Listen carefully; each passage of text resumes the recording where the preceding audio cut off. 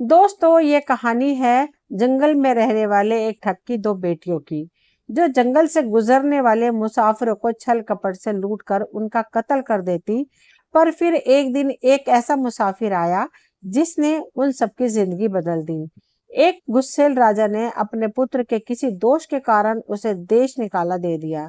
राजकुमार ने दुखी मन से अपने गुजारे के लिए 4 लाल और कुछ स्वर्ण भी ले लिए साथ में, और भरे हृदय से अपने पिता का महल छोड़ दिया।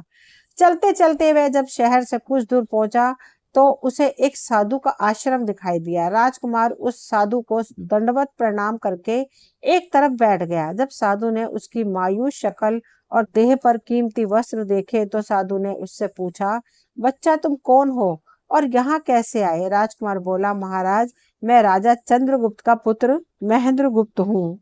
मुझे मेरे पिता ने देश निकाला दे दिया है, इसलिए मैं परदेश जा रहा हूँ। रास्ते में आपका आश्रम दिखाई दिया तो मेरे मन में आया कि आपके भी दर्शन करता चलूं। साधु ने महेंद्रगुप्त की बात सुनकर कहा, वत्स, तुम नेक इंसान हो और परदेश जा रहे हो, इसलिए मैं तुम्हें 4 बातें बताता हूँ। तुम उन बातों पर अमल करना। परदेश में ये बातें तुम्हारे अवश्य ही काम आएंगी। पहली यह है कि परदेश में एक से भले दो होते हैं। दूसरी यह है कि परदेश में दूसरे के हाथ का बना खाना मत खाना, और अगर खाना भी पड़े तो पहले किसी जानवर को खिला देना। तीसरी बात यह है कि परदेश में किसी दूसरे की बिछाई हुई चारपाई पे मत सोना। अगर सोना भी हो तो पहले बिस्तर को अच्छी तरह झाड़ लेना।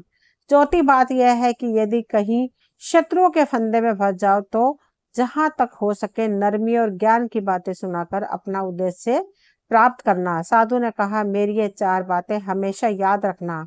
साधु की बातें सुन साधु को प्रणाम कर राजकुमार परदेश चल पड़ा। जब चलते चलते बहुत दिन बीत गए तो वह एक जंगल में पहुंचा। वहां उसने देखा कि एक चील एक कछुए के बच्चे को लेकर उड़ी जा रही है। संयोगवश बच्चा उस चील के पंजे से निकलकर गिर गया। चंद्रगुप्त ने कछुए के तड़पते हुए बच्चे को देखा तो उसे बड़ी दया आई। उसने मन में सोचा कि इस बच्चे को पालना चाहिए। इस बच्चे को पालने से 2 बातें होंगी। पहली तो यह है कि इस बच्चे के प्राण बच जाएंगे, और दूसरी यह है कि साधु द्वारा कही गई पहली बात भी पूरी हो जाएगी कि अगर सफर में एक से भले दो होते हैं। इससे बातें करते हुए दिन भी आसानी से बीत जाएगा। यह सब सोचकर महेंद्रगुप्त ने बच्चे को अपने साथ ले लिया। अब सफर में उसके साथ वह कछुए का बच्चा भी हो लिया। कुछ दिन के सफर के बाद राजकुमार को एक अच्छा सा स्थान दिखाई पड़ा। उस स्थान पर पहुंच के उसने कुछ खाया पिया और फिर कछुए के बच्चे से बोला, तुम यहाँ बैठे रहना, मैं जरा थोड़ी देर सो लूं। यह कहकर महेंद्रगुप्त एक पेड़ के नीचे सो गया। उसी पेड़ के ऊपर एक सांप और एक कौवा रहते थे। उन दोनों का यह दस्तूर था कि जब कोई मुसाफिर उस पेड़ के नीचे ठहरता तो सांप उसे डस लेता और कौवा उसकी आंखें निकाल लेता। नाग ने जब सोते हुए मुसाफिर को देखा तो पेड़ के नीचे उतरा और राजकुमार को डस लिया। सांप के डसते ही तुरंत राजकुमार के प्राण पखेरु उड़ गए। कुछ देर में जब कछुए की नजर महेंद्रगुप्त में पड़ी तो वह उसे मरा देखकर बहुत घबराया और महेंद्रगुप्त के ऊपर बैठकर रोने लगा। तभी कौवा भी पेड़ से नीचे उतरा और जो ही उसने महेंद्रगुप्त की आंखें निकालनी चाही, त्यों ही कछुए ने झपटकर कौवे की गर्दन को मुंह से पकड़ लिया। कौवे ने बहुत जोर लगाया मगर कछुए ने उसे नहीं छोड़ा। तब कौवे ने सांप को पुकारा। कौवे की आवाज सुनकर सांप आ गया। उसने बड़े जोर से कछुए की पीठ पर डंक मारा, परंतु कछुए ने अपना मुंह अंदर कर लिया। सांप ने कई बार कछुए की पीठ पर डंक मारा, किंतु हर बार कछुआ अपना मुंह अंदर कर लेता। जब सांप का कछुए पर बस नहीं चला तो उसने कछुए से प्रार्थना की कि तुम मेरे मित्र को छोड़ दो। यह सुनकर कछुआ बोला, नहीं, तूने मेरे मित्र को डसा है, अब मैं भी तेरे मित्र की जान लूंगा। तू मेरे मित्र को छोड़ दे तो मैं तेरे मित्र को जीवित कर दूंगा। यह कहकर सांप ने काटी हुई जगह पर मुंह रखकर महेंद्रगुप्त के शरीर से विष खींच लिया और बोला, अब तो मेरे मित्र को छोड़ दे। कछुए ने जब राजकुमार को देखा तो उसे थोड़ा होश आ रहा है और उसका जहर उतर रहा है तो उसने कौवे को छोड़ दिया। जब महेंद्रगुप्त को होश आया तो कछुए ने उसे सांप के डसने का सारा हाल सुनाया। कछुए की बात सुनकर तुरंत महेंद्रगुप्त के मन में साधु की बताई पहली बात खटकी। सोचा, साधु की एक बात तो काम आई कि एक से भले दो होते हैं। मन ही मन उसने साधु को धन्यवाद दिया और आगे बढ़ चला। चलते चलते कुछ दिनों के बाद जब वे समुद्र के किनारे जा पहुंचे, तब कछुए के बच्चे ने कहा, मित्र, मेरा देश आ गया। यदि तुम कहो तो मैं अपने माता पिता से मिल आऊं। उनसे बिछड़ हुए बहुत दिन हो गए, वे बहुत दुखी होंगे। महेंद्र गुप्त ने उसे जाने की आज्ञा दे दी और स्वयं रात को वहीं समुद्र के किनारे उस जंगल में ठहर गया। जिस जंगल में राजकुमार ठहरा हुआ था, उसी जंगल में वहां से कुछ ही दूर एक ठग का परिवार रहता था। ठग की 2 लड़कियां और 4 बेटे थे। उसकी बड़ी बेटी ज्योतिष विद्या जानती थी। जब भी कोई राहगीर या कोई यात्री उस जंगल से गुजरता और उसके पास कुछ कीमती होता, तो ठग की बड़ी बेटी अपनी विद्या से जान लेती थी आज फिर से उसे बहुत दिनों बाद बहुत से खजाने की महक आई। उसने अपने पिता से कहा, ऐसा प्रतीत होता है कि इस जंगल में एक पथिक आया हुआ है। इस पथिक के पास 4 लाल हैं। यदि तुम लोग उस पथिक को यहाँ ले आओ तो उससे लाल लेना मेरा काम है। यदि वे लाल हमको मिल जाए तो हम जन्म भर के लिए निहाल हो जाएंगे, परंतु उस पथिक को मारना मत, उसे जीवित ही पकड़ लाओ। ठग अपने बेटे के साथ तुरंत उसकी तलाश में निकल पड़ा। वे थोड़ी दूर ही चले होंगे कि उन्होंने देखा कि एक आदमी एक पेड़ के नीचे सो रहा है। उसे देखकर उन्होंने सोचा, यह वही पथिक हो सकता है जिसके पास लाल है। वे उसे पकड़कर ले गए और अपनी बड़ी बेटी के हवाले करके बोले, इससे लाल निकलवाना अब तेरा काम है। ठग की बड़ी बेटी ने पूरे आश्वासन के साथ कहा, तुम लोग चिंता मत करो, मैं इससे लाल निकलवा लूंगी। ठग की छोटी बेटी ने जब महेंद्र गुप्त को देखा तो वह दिलो जान से उस पर मोहित हो गई। पहली नजर में वह अपना दिल उस नौजवान राजकुमार को दे बैठी। भाइयों के डर से कुछ कह तो नहीं सकी, लेकिन मन ही मन उनसे बचाने की युक्ति सोचने लगी। कुछ देर बाद ठग की बड़ी बेटी ने खाना बनाया और उसमें जहर मिला दिया। वही खाना उसने चंद्रगुप्त को परोस दिया। जब थाली महेंद्र गुप्त के सामने आई तो उसने खाने के लिए निवाला तोड़ा। जैसे ही उसे खाने को हुआ, तभी उसे साधु की कही दूसरी बात याद आई।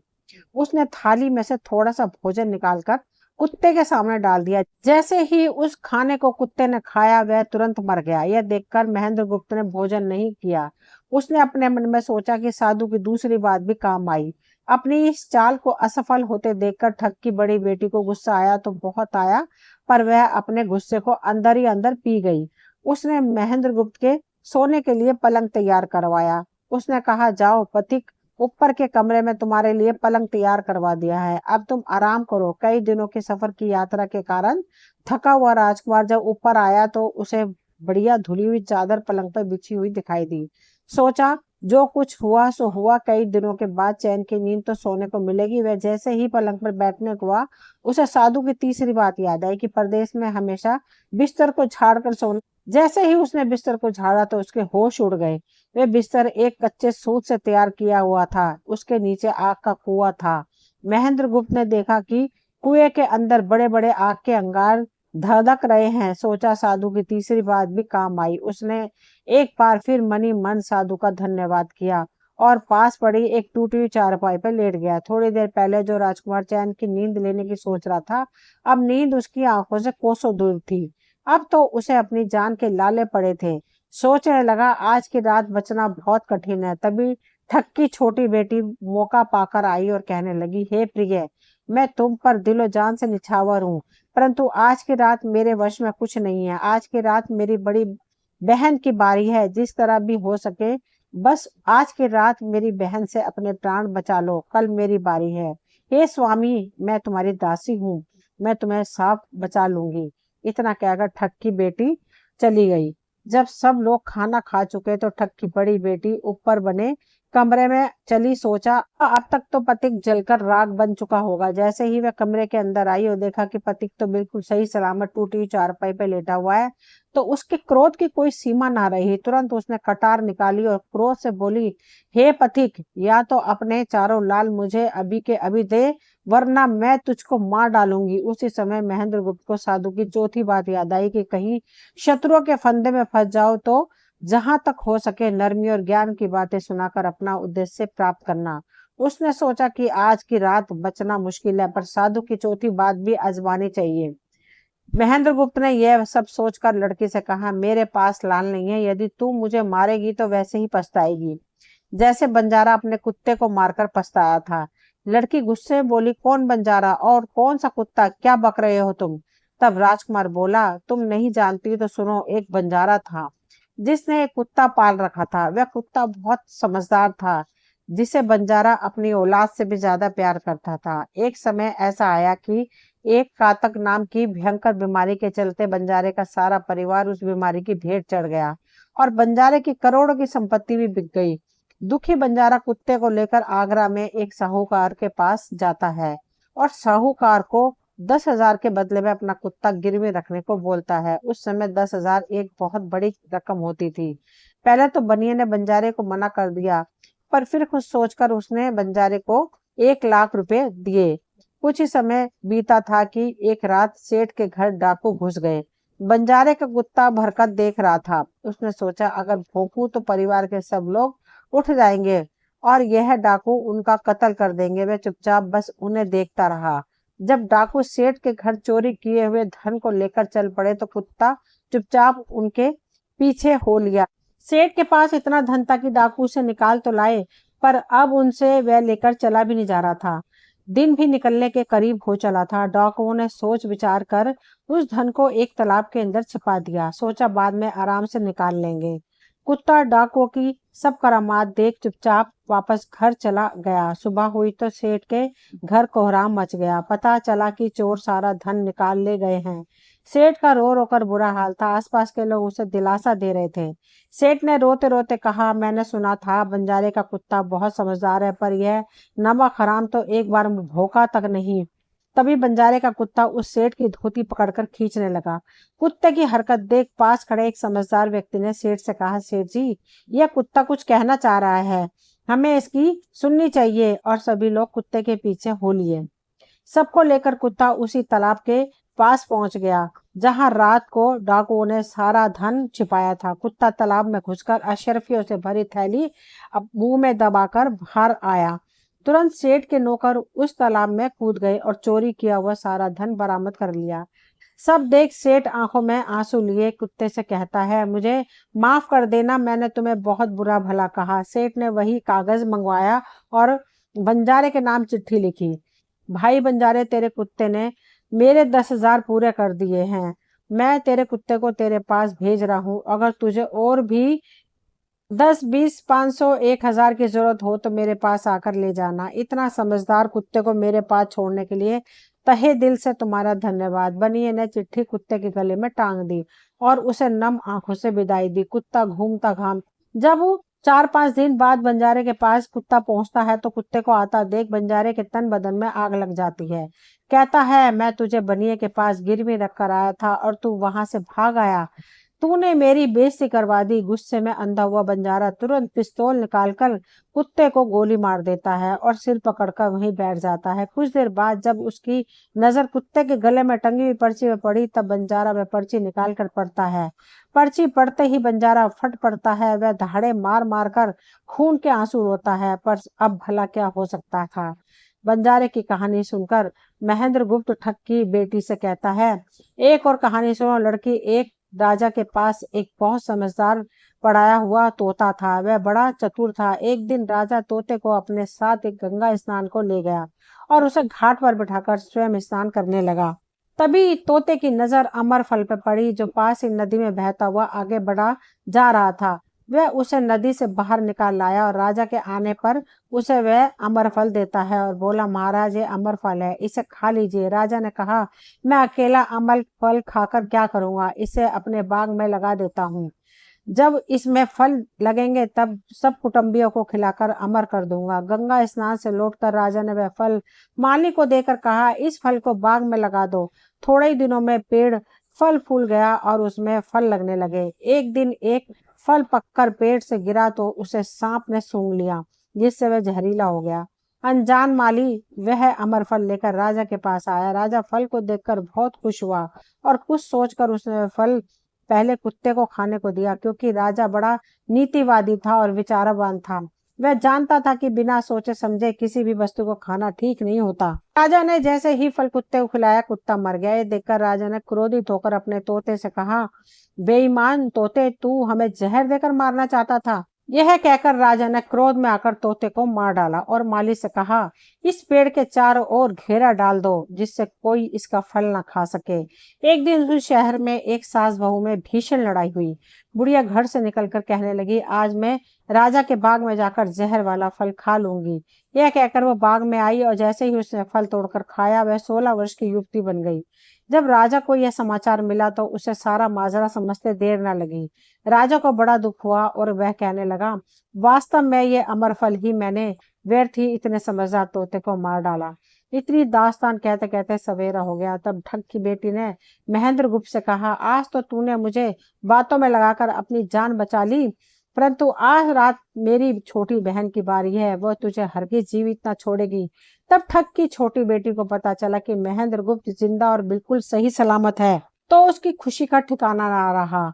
अपनी बहन को देखने के लिए ऊपरी मन से बोली, तुम निश्चित रहो बहन, मैं आज इससे लाल लिए बगैर छोड़ने वाली नहीं हूँ। दिन बीता और रात हुई। तब ठग की छोटी बेटी महेंद्र गुप्त के पास गई और बोली, भगवान का शुक्र है जो तुमने चालाकी से अपनी जान बचा ली। महेंद्र गुप्त बोला, तुम सब ऐसा क्यों करते हो? तब ठग की छोटी बेटी बोली, हमारी तो यही रीति है कि मेरे भाई और बाप मुसाफिरों को पकड़ कर लाते हैं और हम बहनें अपनी चालाकी से उनसे माल हत्या कर उन्हें मार डालती हैं। फिर वह बोली, तुम चिंता मत करो, अब मेरी बारी है। मैं तो दिलो जान से तुम्हारी दासी हूँ। तुम्हें जैसा समझ पड़े वैसा करो। यह सुनकर महेंद्र गुप्त बोला, प्रिय, तुम भी मुझे देखते ही पसंद आ गई थी। दिल कहता है कि हर पल तुम्हारे पास ही रहूं। तुम अपनी बड़ी बहन की तरह नहीं हो, तुम एक नेक दिल औरत हो।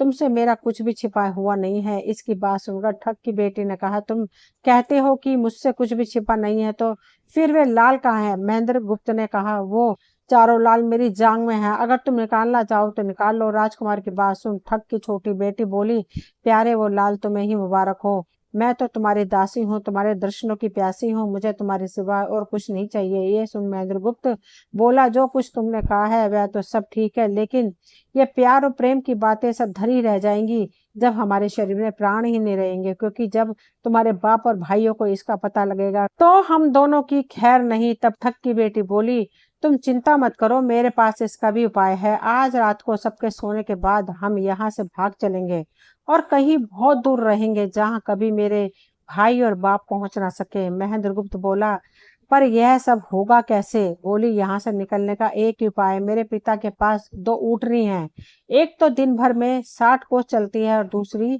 दिन भर में 100 कोस चलती है। तुम उनमें से बड़ी वाली को खोल लाना, तब तक मैं हम दोनों के लिए कुछ धन बांध कर रख लूंगी। जब आधी रात हुई तब महेंद्र गुप्त ऊँटनी को खोलने चला गया। महेंद्र गुप्त ऊँटनी ले तो आया, मगर जल्दबाजी के कारण वह बड़ी के स्थान पर छोटी को ले आया। ठग की बेटी बहुत सा माल लेकर ऊँटनी पे बैठ गई और दोनों चल दिए। ऊँटनी जब चलते चलते 60 कोस पहुंची तो जंगल में रुककर खड़ी हो गई। बीच जंगल में ऊँटनी को खड़ी देखकर चंद्रगुप्त और ठग की बेटी के होश उड़ गए। ठग की बेटी बोली, अनर्थ हो गया, तुम रात के अंधेरे में बड़ी ऊँटनी की जगह छोटी को ले आए। मेरे पिता और भाई आते ही होंगे, वे हमें नहीं छोड़ेंगे। इधर जब अंधेरा हुआ तो ठग ने देखा कि उसकी बेटी और मुसाफिर दोनों गायब हैं। उसने सोचा, निसंदेह वह बदमाश मेरी बेटी को भगा ले गया है। तबेले में जाकर देखा तो पाया छोटी ऊँटनी गायब है और बड़ी वही है। उसने सोचा, ज्यादा दूर नहीं गए होंगे। ऊँटनी का सवार होकर उसने उसे तेजी से दौड़ा दिया। थोड़ी देर में जंगल में उस स्थान पर जा पहुंचा जहां महेंद्र गुप्त और उसकी बेटी ठहरे थे। महेंद्र गुप्त ने जब उसको आते देखा तो वह बहुत घबराया और कहने लगा, देखो तो तुम्हारे पिता आ रहा है, अब उससे प्राण कैसे बचेंगे? लड़की ने कहा, घबराओ मत और जो मैं कहती हूँ उसे ध्यान से सुनो। जाकर उस पेड़ पर चढ़ जाओ। जब मेरा बाप तुम्हें पकड़ने के लिए आएगा, उस पेड़ पर चढ़ेगा तो तुम चुपके से बड़ी वाली ऊँटनी पर चढ़कर उसे तुम्हारे डाल के नीचे खड़ा कर दूंगी। तुम कूद कर उस पर बैठ जाना। इस प्रकार हम दोनों बचकर साफ निकल जाएंगे। यह सुनकर महेंद्र गुप्त तुरंत पेड़ पर चढ़ गया। तब एक ठग वहां आ पहुंचा। पिता को देख उसकी बेटी ने फंदा करते हुए कहा, पिताजी, यह दुष्ट मुझे धोखे से यहाँ भगा लाया, आप इसे छोड़ना ही नहीं। गुस्से में तिल मिलाया ठग महेंद्र गुप्त को पेड़ पर चढ़ा देखकर ऊँटनी से उतरा और उसे पकड़ने के लिए पेड़ पर चढ़ने लगा। ऊँटनी से उतरते ही मौका देख ठग की बेटी ऊँटनी पर चढ़कर उसे महेंद्र गुप्त की डाल के नीचे पेड़ के पास ले आई। महेंद्र गुप्त तुरंत कूदकर उस पर बैठ गया। महेंद्र गुप्त के बैठते ही ठग की बेटी ने ऊँटनी को दौड़ा दिया। ठग हाथ देखता रह गया। ठग की बेटी और महेंद्र गुप्त कई दिनों का रास्ता तय कर शहर में पहुंचे और दोनों वहीं बस गए। वहां महेंद्र गुप्त ठग की बेटी के साथ आराम से दिन गुजारता रहा और जब उसके देश निकाले की अवधि पूरी हो गई तब वह उसको लेकर अपने राज्य चला आया और उसके साथ शादी कर हंसता खेलता जीवन व्यतीत किया। दोस्तों, ये कहानी यहीं तक थी। मुझे उम्मीद है आप सभी को पसंद आई होगी। अगर कहानी पसंद आई हो तो प्लीज चैनल को सब्सक्राइब करें, वीडियो को लाइक शेयर करें, कमेंट करें। मिलती हूँ अगले कोई नई कहानी लेकर। कहानी सुनने के लिए आप सभी का तहे दिल से शुक्रिया।